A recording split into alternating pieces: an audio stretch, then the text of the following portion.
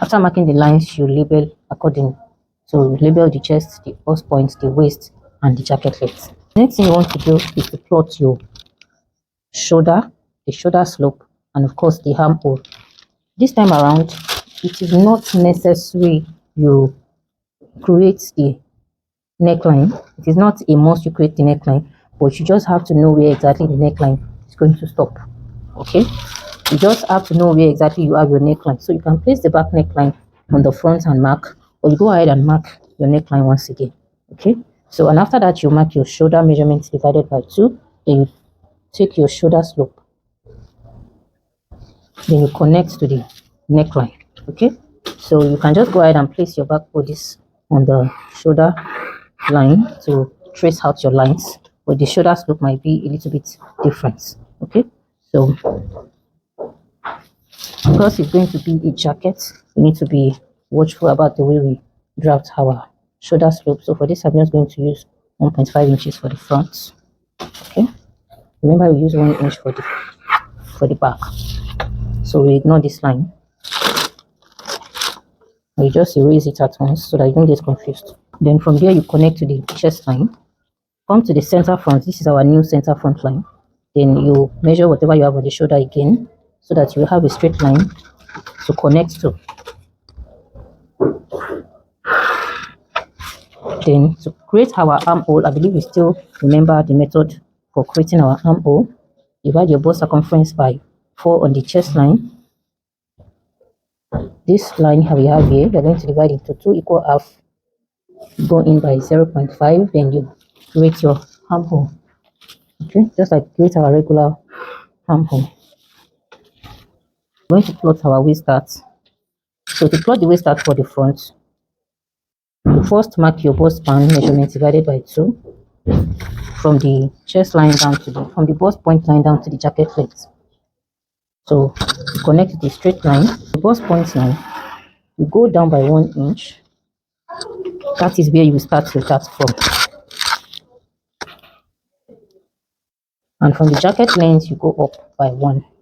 On the waistline, you take 0.5 on both sides of the line. Then you connect. So after the waist dart, you take the body circumference. Remember to replace your darts. Whenever you take a dart, you replace it. Then you connect like so. I'm going to mark my sewing allowance at once, because I already do that on the back bodice. So I'll do the same thing here, then connect. Now we are going to work on the collar itself. Just like I've said, you can decide to just plot your neckline at once to be on the safe side, to be like a guide for us, because we are not going to really need this part, but I'm just going to draft it so that we'll see what we are trying to do, so that we'll understand better.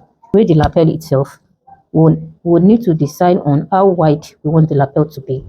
So whatever you are drafting or you are plotting here is going to be on 4. So definitely if you have 4 inches here, it is going to be 2 inches by the time you are done. So if you have 5 inches, as 2.5. So you can decide to go as much as you want. Okay, so between 4 to 6 inches is okay, except if you want an extra ordinary design. Okay, and before that, we need to determine the breaking points, just like we have for the notch collar, where our collar is going to start or end. Remember, this short collar is going to start from the front to the neck, back to the front. Okay, so the first thing I want to do now is to mark the overlapping allowance, or the button allowance, like some people do say. So it is between 0.75 to 1 inch, but 1 inch is just like a regular measurement. Okay, so just mark 1 inch from the jacket length down to the chest line area. When you must get to the chest line, you can stop around the bust point or even the waist. So this depends on where exactly you want your breaking point to be. You can now decide on how open you want it to be, how wide you want it to be. This depends on the design you are working with. But most of the time, it is always around the waistline, below the waistline, or even before the waistline. From the top now, my waistline is 16 inches, so I might decide to stop at 17 inches or maintain that same 16 inches. So you decide on wherever you want it to be, then you mark the points exactly on that 1 inch. This. So from the neckline here, you are going to connect to this point here.